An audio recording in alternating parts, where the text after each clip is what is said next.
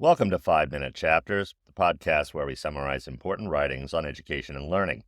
I'm your host, Daniel Bowe, and in today's episode, we'll be discussing how to implement the technique of inviting students to learning from The First Days of School by Harry Wong. Inviting students to engage in the learning process is a vital aspect of creating a positive and productive classroom environment. By intentionally inviting our students, we provide them with a sense of purpose and importance, setting the stage for meaningful learning experiences. So let's dive into the key ideas and practical steps outlined in this chapter.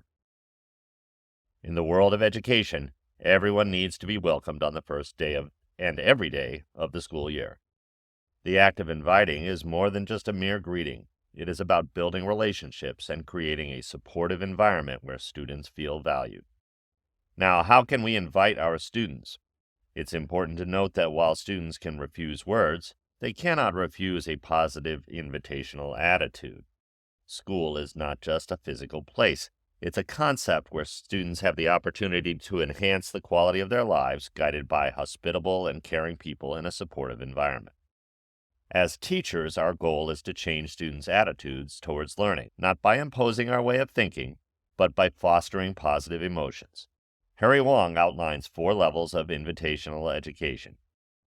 Intentionally disinviting, unintentionally disinviting, unintentionally inviting, and intentionally inviting. We strive to reach the highest level, being intentionally inviting. This means having an inviting personality, creating an inviting classroom environment, working on being intentionally inviting, and maintaining an inviting attitude. To implement this in your classroom, start by reflecting on your current practices. What do you already do to welcome your students? Consider the expectations students bring with them to school and explore ways to make school more than just a physical place, a concept that provides hope and a sense of achievement. One key aspect of invitation lies in our body language. How we carry ourselves can invite or disinvite someone to participate. Consider common body language positions that are perceived as invitational, such as maintaining eye contact, open gestures, and a warm smile. Now, let's engage in an activity to develop a wide range of welcoming activities for the first day of school.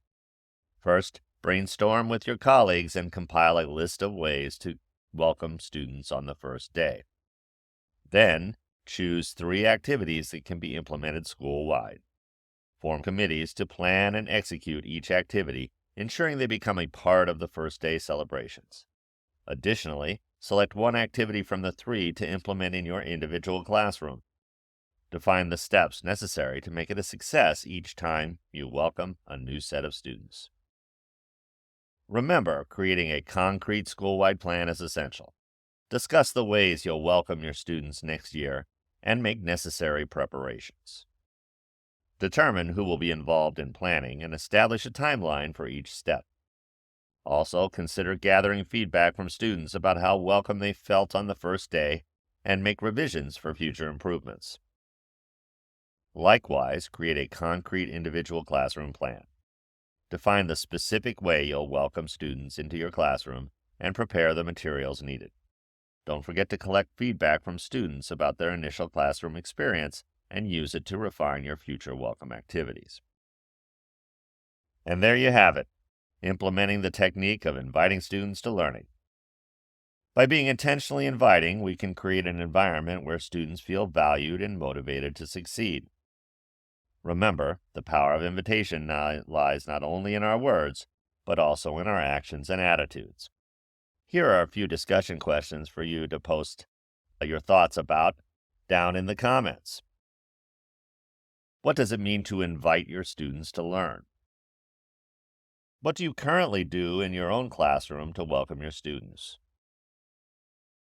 What steps can you take to make the school more of a concept than simply a place?